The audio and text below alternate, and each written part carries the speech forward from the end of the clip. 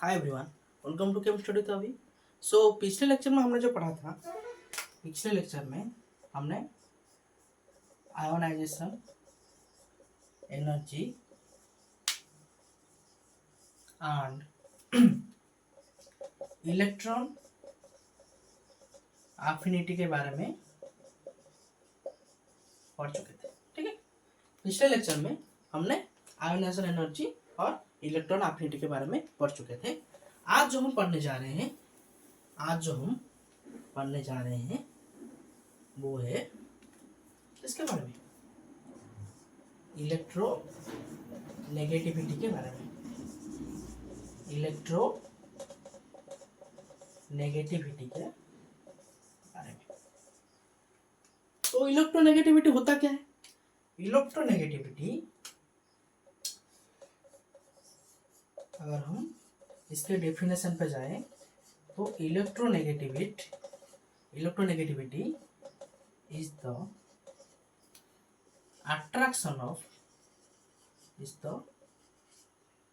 attraction of shared pair of electron towards itself in a bond। जैसे कि हम जानते हैं क्या, अगर एक कोवलेंट बॉन्ड कंसीडर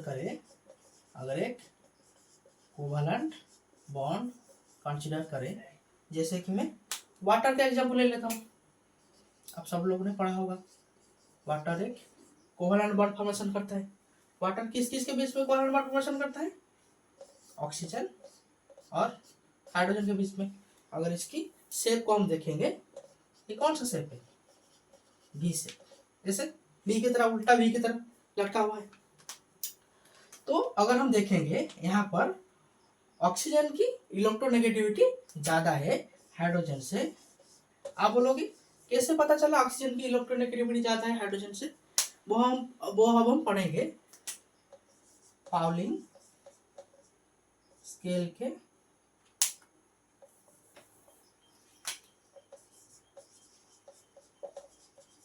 पाउलिंग ने एक इलेक्ट्रोनेगेटिविटी का मेजरमेंट का स्केल दिया था।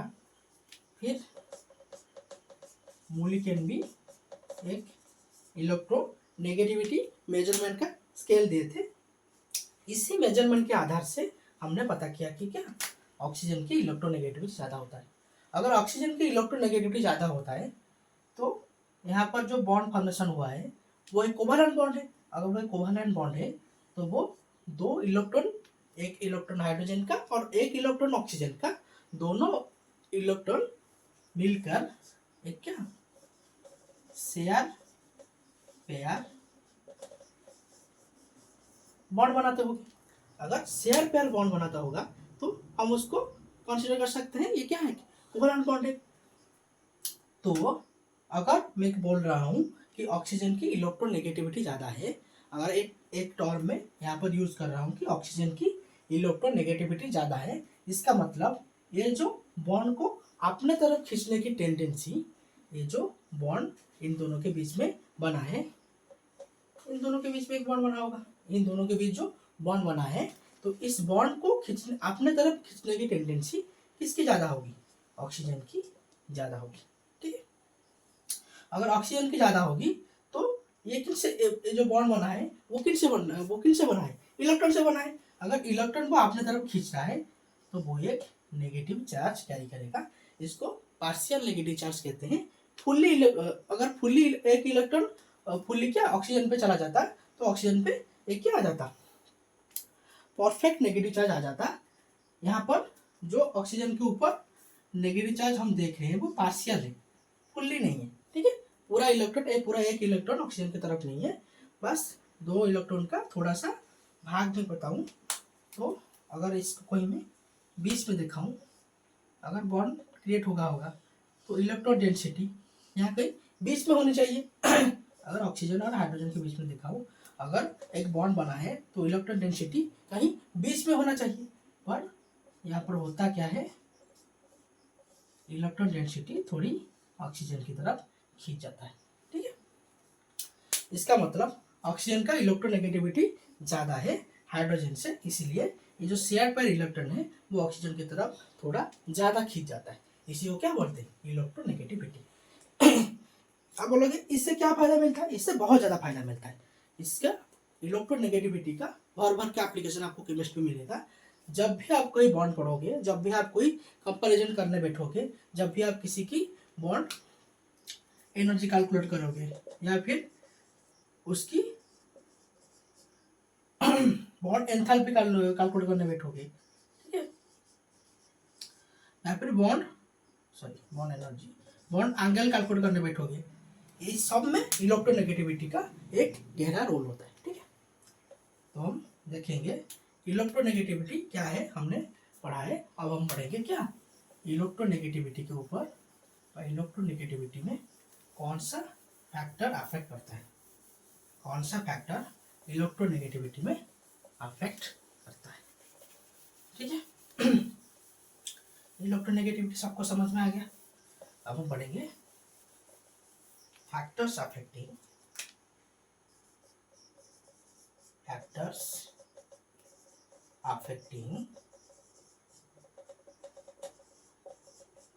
इलेक्ट्रोनेगेटिव। ठीक है, इलेक्ट्रोनेगेटिविटी क्या हो गया ना, बॉन्ड या फिर शेयर पेयर इलेक्ट्रॉन को अपने तरफ खींचने की टेंडेंसी को क्या बोलेंगे, इलेक्ट्रोनेगेटिविटी। जो कोई भी एटम अगर बॉन्ड की जो शेयर पेयर इलेक्ट्रॉन है वो अपने तरफ खींच पा रहा है तो उसको हम क्या बोलेंगे, उसकी इलेक्ट्रोनेगेटिविटी सबसे ज्यादा हाई होगी। ठीक है, तो कौन सा फैक्टर इलेक्ट्रोनेगेटिविटी में डिपेंड करता है, पहला फैक्टर हमारा आता है क्या, न्यूक्लियर चार्ज। पहला फैक्टर हमारा आता है न्यूक्लियर चार्ज का।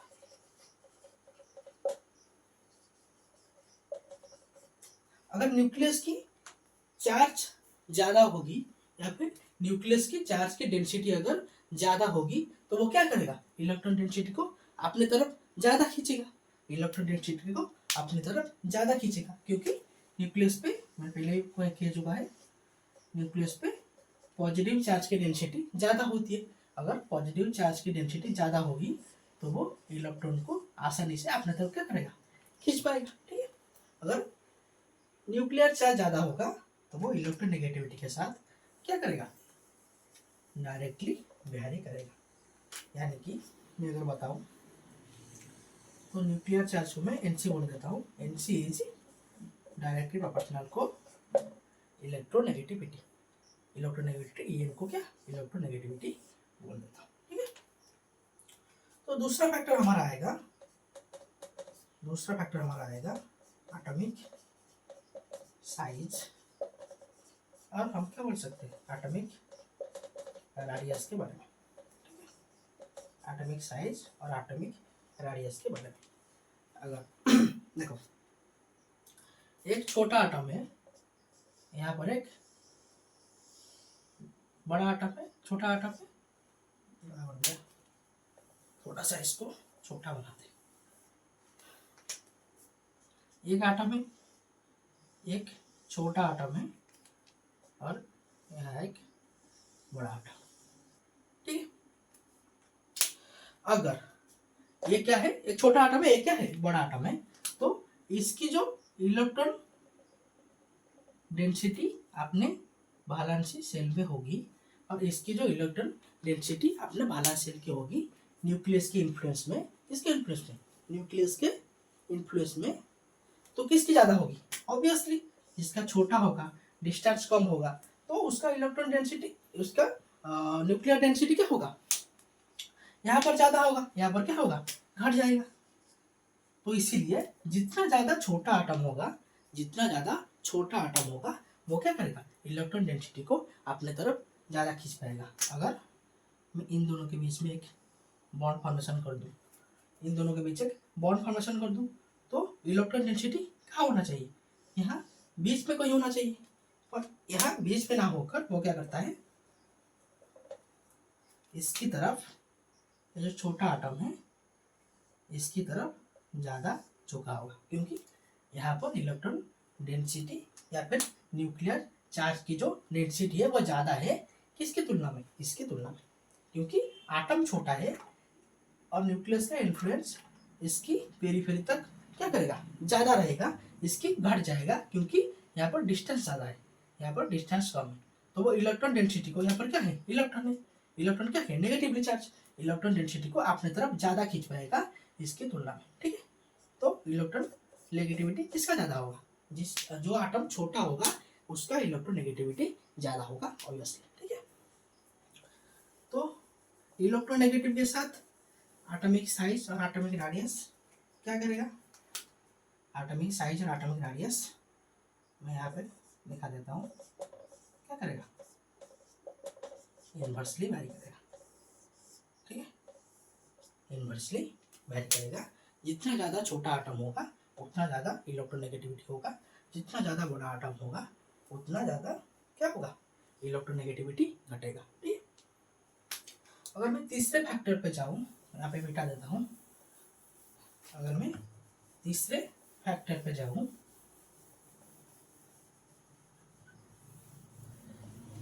तो वो क्या है, चार्ज ऑन आटम, तो वो क्या है, चार्ज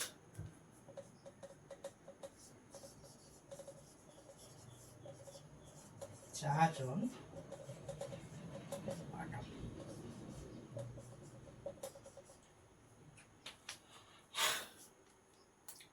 कौन सी चार्ज होती है, होता है, एक होता है पॉजिटिव चार्ज, एक होता है नेगेटिव चार्ज। जिसपे पॉजिटिव चार्ज ज़्यादा होगा, जिसपे क्या होगा, पॉजिटिव चार्ज ज़्यादा होगा। देखो, अगर हम बात कर रहे हैं कि इलेक्ट्रॉन डेंसिटी की खींचने की टेंडेंसी, इलेक्ट्रॉन डेंसिटी को खींचने की टेंडेंसी, तो हमेशा बात चार्ज पे ही आ जाएगी, हमेशा बात चार्ज पे ही आ जाएगी, क्योंकि हम एक इलेक्ट्रॉन को या फिर इलेक्ट्रॉन की शेयर पेयर को खींचने की बात कर रहे हैं। अगर इलेक्ट्रॉन को शेयर पेयर को खींचने की बात कर रहे हैं तो यहाँ पर क्या एसोसिएटेड है, कहीं ना कहीं यहाँ पर नेगेटिव चार्ज एसोसिएटेड है, कहीं ना कहीं यहाँ पर नेगेटिव चार्ज एसोसिएटेड है। अगर नेगेटिव चार्ज एसोसिएटेड है तो वो हमेशा क्या करेगा, पॉजिटिव चार्ज की तरफ अट्रैक्ट करेगा। हमने क्या पढ़ा है, opposite charges attract each other, like charges repel each other. अगर वो कहीं ना कहीं यहाँ पर नेगेटिव चार्ज इंक्लूडेड है तो वो हमेशा क्या करेगा, पॉजिटिव चार्ज की तरफ अट्रैक्टेड होगा। वैसे ही हम क्या पढ़ेंगे, जिस किसी भी एटम पर पॉजिटिव चार्ज होने का टेंडेंसी ज़्यादा हो रहा है, जिस किसी भी एटम पर पॉजिटिव चार्ज होने का टेंडेंसी ज़्यादा हो रहा है, तो वो नेगेटिव चार्ज को क्या करेगा, आसानी से खींच लेगा।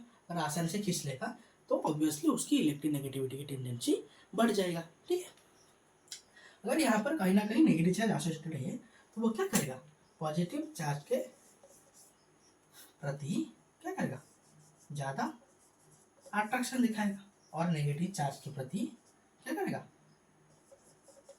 रिपल्शन दिखाएगा। यहाँ पर क्या दिखाएगा, रिपल्शन दिखाएगा। ये मैं बात कर रहा हूँ किसकी, एक शेयर्ड पेयर इलेक्ट्रॉन, एक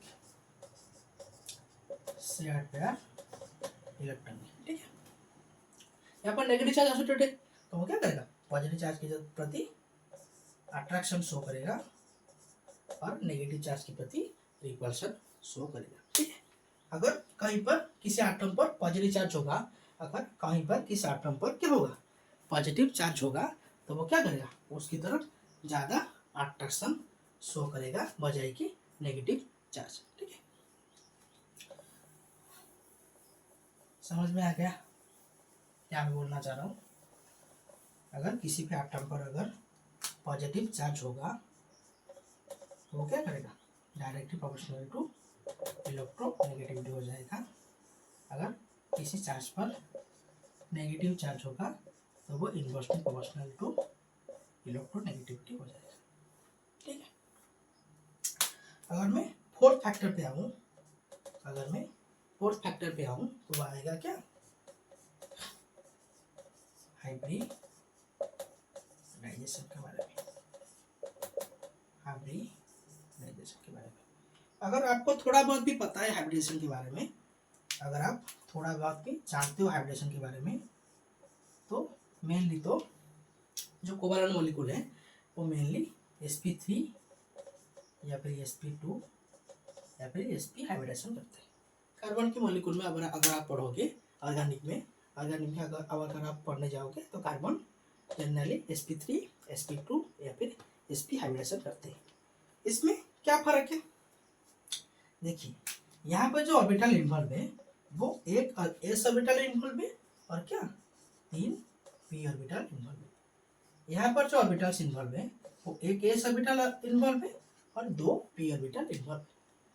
यहाँ पर जो ऑर्बिटल इन्वॉल्व है वो एक s ऑर्बिटल इन्वॉल्व है और एक p ऑर्बिटल इन्वॉल्व है। ठीक है,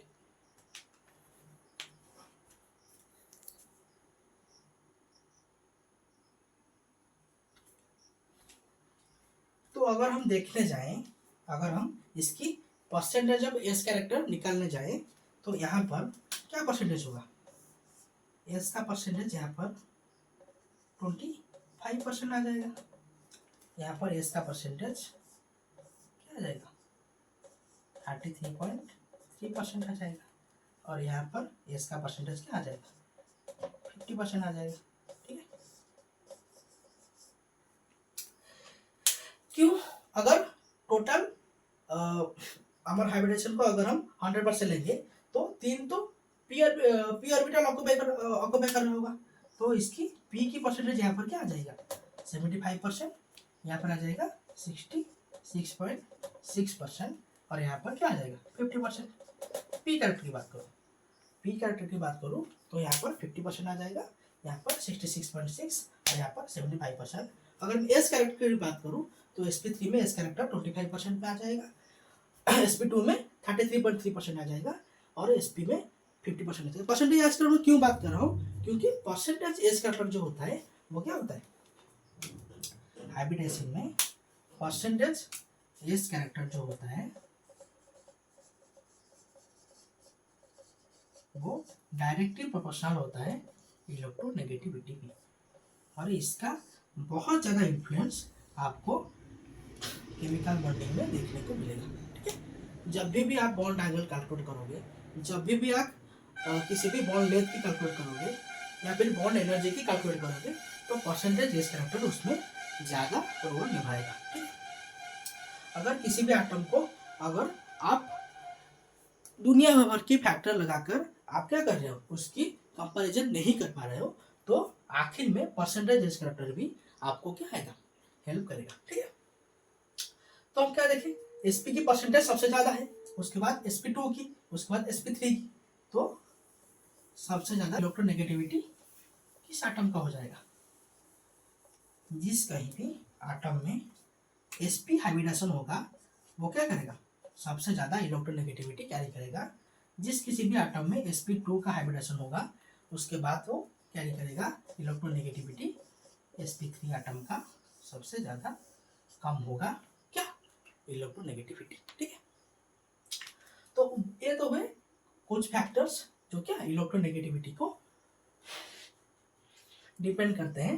ठीक है, अब हम देखेंगे क्या पीरियडिक ट्रेंड्स, जो हम क्या पढ़ रहे हैं पीरियडिक टेबल ही पढ़ रहे हैं, पीरियडिक टेबल पढ़ रहे हैं, तो पीरियडिक टेबल में किसका इलेक्ट्रोनेगेटिविटी सबसे ज़्यादा होता है और किसका इलेक्ट्रोनेगेटिविटी सबसे कम होता है वो हम पीरियडिक ट्रेंड्स के बारे में पता कर पाएंगे। पीरियड ट्रेंड्स के बारे में क्या बता रहा हूँ, अगर हम अलोंग द पीरियड जाए, अगर हम अलोंग द पीरियड जाए, सबको पता है मैंने पिछले लेक्चर में पढ़ाया भी था, अगर हम अलोंग द पीरियड जाएंगे तो क्या करेगा जेड इफेक्टिव इंक्रीज करेगा, क्या करेगा जेड इफेक्टिव इंक्रीज करेगा। अगर जेड इफेक्टिव इंक्रीज करेगा इफेक्टिव न्यूक्लियर चार्ज इंक्रीज करेगा, जेड पी का मतलब क्या होता है न्यूक्लियर चार्ज क्या होगा इंक्रीज करेगा। अगर मैं अलोंग द पीरियड मतलब यहाँ पर अगर मैं दिखाऊं कार्बन नाइट्रोजन ऑक्सीजन फ्लोरीन तो क्या करेगा अलोंग द पीरियड मतलब लेफ्ट से राइट, अलोंग द पीरियड मतलब लेफ्ट से राइट अगर मैं जाऊं तो यहाँ पर क्या करता है जेड इफेक्टिव इंक्रीज करता है, जेड इफेक्टिव इंक्रीज करता है तो साइज क्या करता है घटता है, अगर साइज घटता है तो इलेक्ट्रोनेगेटिविटी क्या करेगा बढ़ेगा। यहाँ पर मेन फैक्टर है न्यूक्लियर चार्ज का, अगर न्यूक्लियर चार्ज यहाँ पर बढ़ रहा है तो क्या करेगा, इलेक्ट्रोनेगेटिविटी बढ़ेगा। अगर हम अलोंग द पीरियड देखें तो क्या करेगा, इलेक्ट्रोनेगेटिविटी बढ़ेगा। ठीक है, अगर हम डाउन द ग्रुप देखें, अगर हम डाउन द ग्रुप देखें, डाउन द ग्रुप अगर हम देखें तो डाउन द ग्रुप जाने से, डाउन द ग्रुप मतलब टॉप टू बॉटम, अगर हम डाउन द ग्रुप देखें तो साइज क्या करता है, बढ़ता है। अगर डाउन द ग्रुप देखें तो साइज क्या करेगा, ऐसे बढ़ता चला जाएगा। ठीक है, यहाँ पर तो मैं दिखा नहीं पाया, थोड़ा सा 4 आइटम को लेकर देखते हैं। अगर मैं डाउन द ग्रुप जा रहा हूं तो वो साइज क्या करेगा,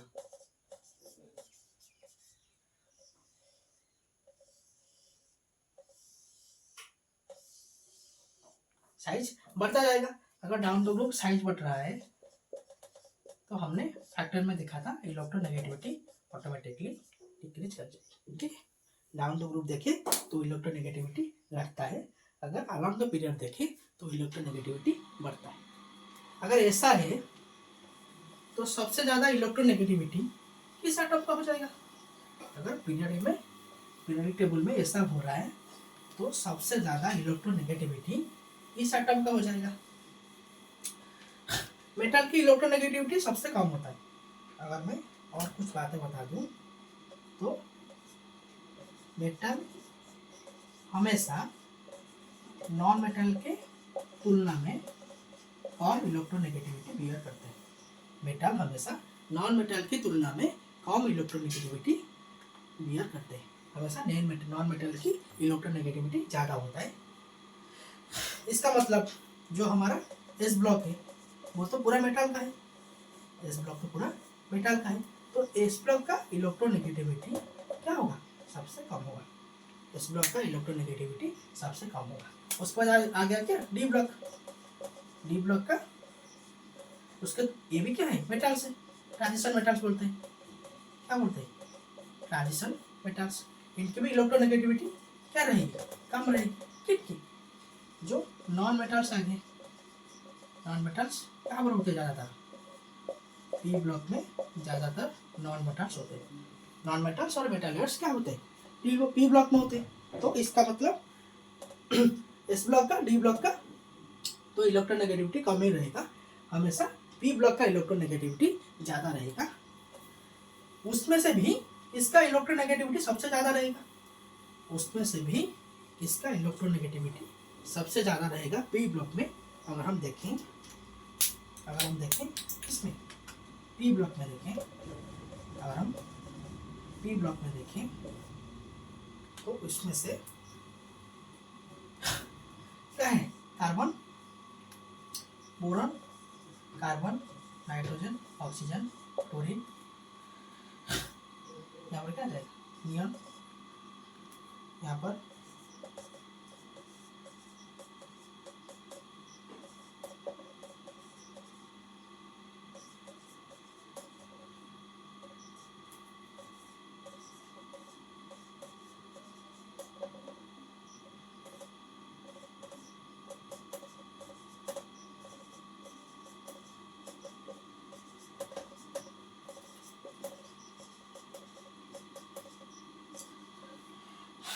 इनका इलेक्ट्रोनेगेटिव तो होगा ही नहीं, इनका ये क्या है, नोबल गैस, इनका इलेक्ट्रोनेगेटिव तो होगा ही नहीं, क्योंकि ये क्या है, इनर्ट।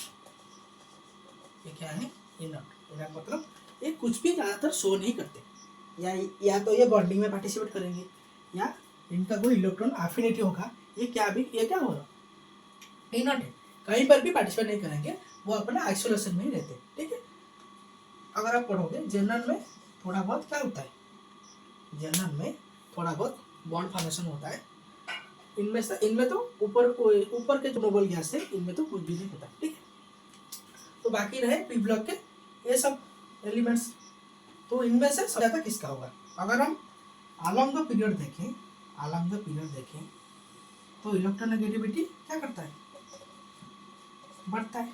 अगर हम डाउन द ग्रुप देखें तो इलेक्ट्रोनेगेटिविटी क्या करता है, घटता है। अगर ऐसे हम देखते जाएंगे तो फ्लोरीन का सबसे ज़्यादा होगा, अगर नीचे जाएंगे तो वो घटता चला जाएगा। इसीलिए सबसे ज़्यादा इलेक्ट्रोनेगेटिविटी किसका होता है, फ्लोरीन का होता है। सबसे ज़्यादा इलेक्ट्रोनेगेटिविटी फ्लोरीन का होता है, उसके बाद ऑक्सीजन का, उसके बाद नाइट्रोजन का। ठीक है, फॉन बोलते हैं इसको, फॉन, ऐसे आप याद रख सकते हो। सबसे ज़्यादा इलेक्ट्रोनेगेटिविटी फ्लोरीन का, उसके बाद ऑक्सीजन का, उसके बाद नाइट्रोजन का होता है। ठीक है, अगर कंपैरिजन करें इन सब में से तो हाइड्रोजन ग्रुप का इन सब में से क्या होता है, इलेक्ट्रोनेगेटिविटी ज़्यादा होता है। ठीक है, उसके बाद क्या आएगा, क्लोरीन, ब्रोमीन, आयोडीन। ठीक है, इनका इलेक्ट्रोनेगेटिविटी इसके बाद होता है। ठीक है, हाइड्रोजन ग्रुप्स का। तो हमने देख लिया सबसे ज़्यादा इलेक्ट्रोनेगेटिविटी किसका होता है, राजा बोलते हैं उसको इलेक्ट्रोनेगेटिविटी का। किसको, फ्लोरीन को इलेक्ट्रोनेगेटिविटी का राजा बोलते हैं। अगर एक किसी भी एटम में या किसी भी मॉलिक्यूल में लग गया है ना, तो सारा इलेक्ट्रॉन डेंसिटी खींच जाएगा उसमें से, वो बॉन्ड को बहुत ज़्यादा वीक बना देगा। ठीक है, अगर हम देखें इसके बाद, अगर हम क्या देखेंगे, कौन से स्केल से इलेक्ट्रोनेगेटिविटी को मेजर करने के लिए, तो हम देखें इलेक्ट्रोनेगेटिविटी का मेजरमेंट कौन से स्केल के अंडर होता है, वो होता है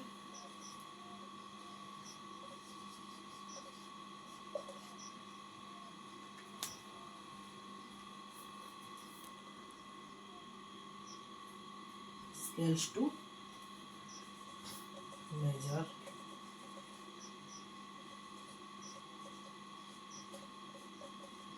इलेक्ट्रोनेगेटिविटी।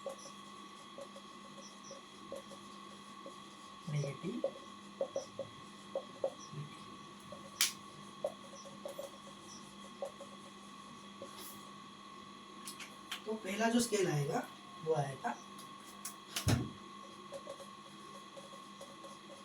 Pauling scale. तो पाउलिंग ने एक मेजरमेंट का स्केल दिया था, इसको हम, अगर मैं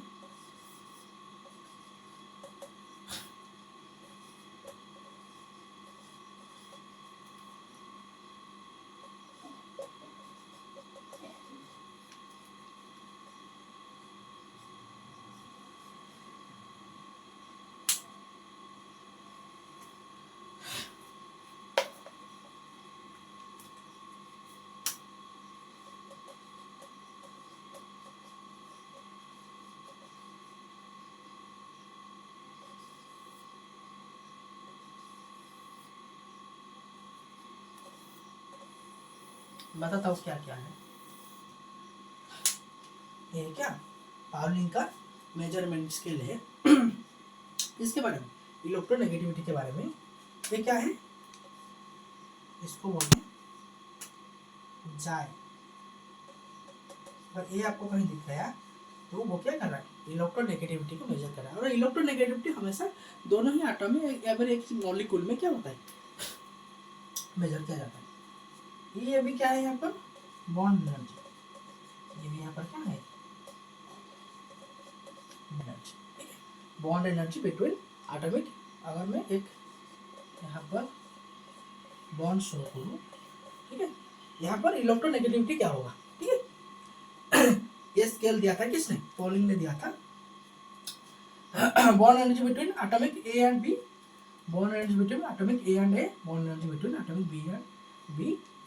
यहाँ पर इसको कैलकुलेट करके हम क्या कर सकते हैं, अगर हमको बॉन्ड एनर्जी पता होगा, अगर हमको बॉन्ड एनर्जी पता होगा तो हम आसानी से इलेक्ट्रोनेगेटिविटी डिफरेंस क्या कर सकते हैं, कैलकुलेट कर सकते हैं। इलेक्ट्रोनेगेटिव डिफरेंस हमेशा क्या करता है, कैलकुलेट किया जाता है। ठीक है, उसके बाद मोलिकल ने एक स्केल दिया था, मोलिकल ने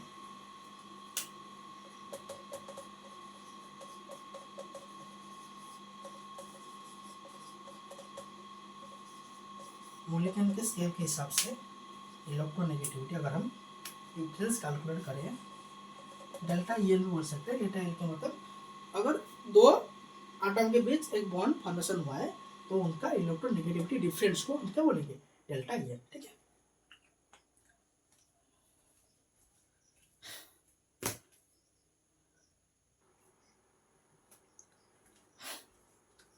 ठीक है।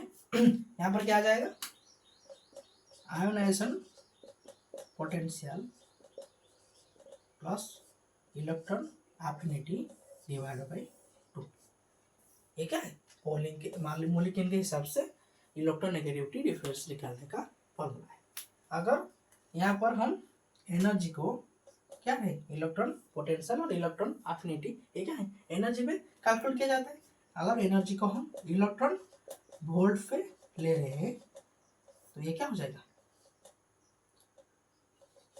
5.6। अगर एनर्जी को हम क्या ले रहे हैं, इलेक्ट्रॉन वोल्ट पे, अगर एनर्जी को हम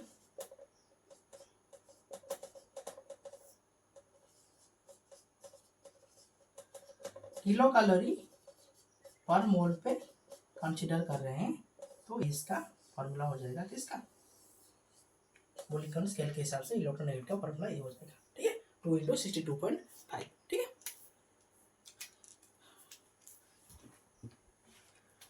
तो ये हो गया इलेक्ट्रॉन नेगेटिविटी को कैसे हम मेजर करेंगे। इसके बाद हम पढ़ेंगे क्या, कौन से एप्लीकेशन से, एप्लीकेशन तो बहुत है इसका एप्लीकेशन, इलेक्ट्रोनेगेटिविटी का एप्लीकेशन तो भर भर के है केमिस्ट्री में। अगर केमिस्ट्री में इलेक्ट्रोनेगेटिविटी का हम एप्लीकेशन देखने जाएं तो वो खत्म ही नहीं होगा, इतना है। तो कुछ एप्लीकेशन हम देख लेते हैं, जैसे कि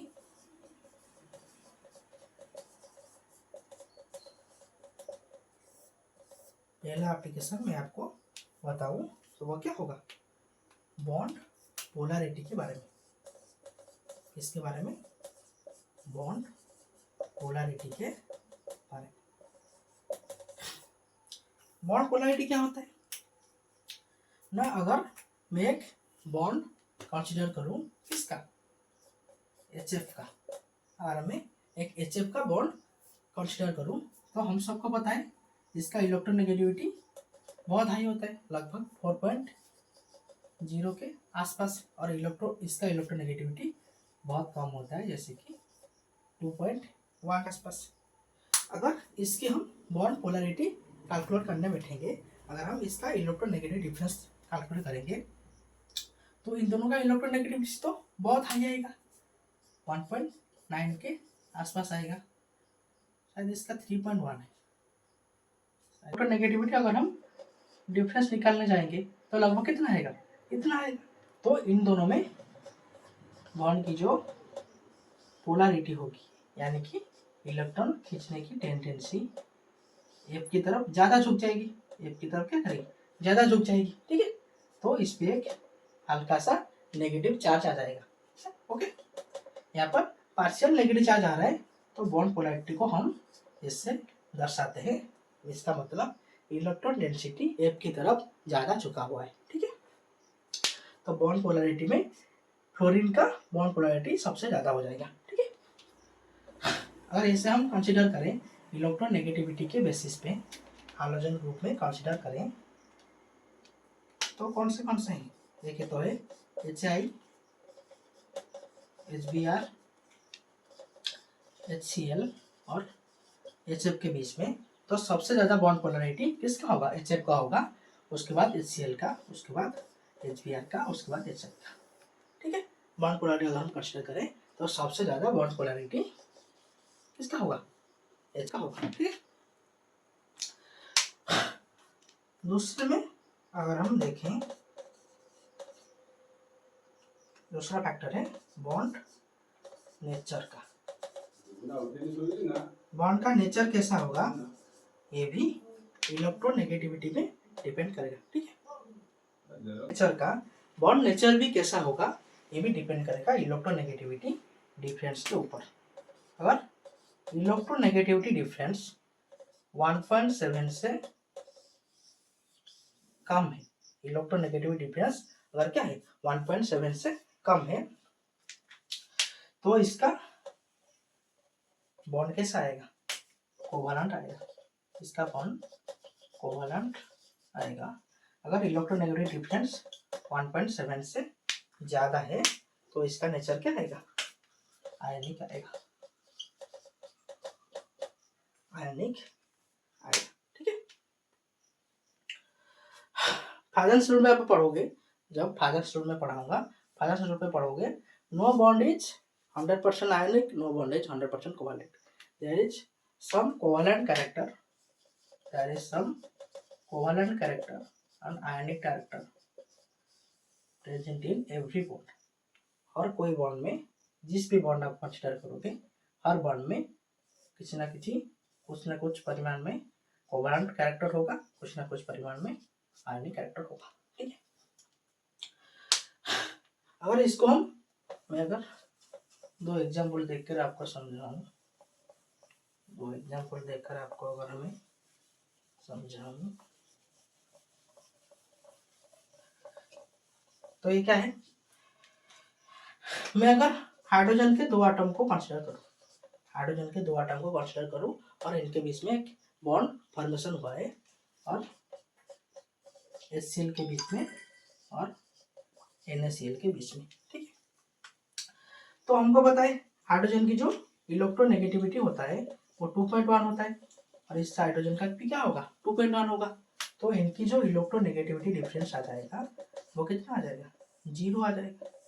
ठीक है, यहाँ पर हाइड्रोजन की इलेक्ट्रोनेगेटिविटी 2.1 होता है और यहाँ पर 3.0। ठीक है, तो इनकी जो इलेक्ट्रोनेगेटिव डिफरेंस आ जाएगा वो कितना आ जाएगा, 0.9 का आ जाएगा, 0.9 का आ जाएगा। यहाँ पर सोडियम की इलेक्ट्रोनेगेटिविटी 0.9 होता है क्योंकि सोडियम यहाँ पर क्या है, एक मेटल है, एस ब्लॉक का मेटल है। ठीक है, अल्काइल मेटल, और यहाँ पर इलेक्ट्रोनेगेटिविटी 3.0 हो गया, तो यहाँ पर इलेक्ट्रोनेगेटिव डिफरेंस कितना आ जाएगा, 2.1 का। तो 1.7 से ज्यादा आ रहा है, हम सबको पता है NaCl क्या होता है, आयनिक मॉलिक्यूल होता है। NaCl एक आयनिक मॉलिक्यूल या फिर आयनिक कंपाउंड होता है और HCl एक कोवैलेंट मॉलिक्यूल होता है या फिर कोवैलेंट कंपाउंड होता है। क्यों, यहाँ पर कोवैलेंट कैरेक्टर इसमें ज्यादा होगा क्योंकि ये 1.7 से क्या आ रहा है, कम आ रहा है, ये 1.7 से ज्यादा आ रहा है, इसमें आयनिक कैरेक्टर ज्यादा होगा। यहाँ पर NaCl एक क्या हो जाएगा, आयनिक मॉलिक्यूल हो जाएगा, ये कोवैलेंट मॉलिक्यूल हो जाएगा, ये तो कोवैलेंट मॉलिक्यूल हो गए, यहाँ पर इलेक्ट्रोनेगेटिविटी डिफरेंस वही हो ही नहीं। ठीक है, 1.7 से ही कम ही तो आएगा। ठीक है, तो ये है कुछ क्या एप्लीकेशन हम पढ़ रहे थे, एप्लीकेशन पढ़ रहे थे इलेक्ट्रोनेगेटिविटी के बारे में। ठीक है, थैंक यू।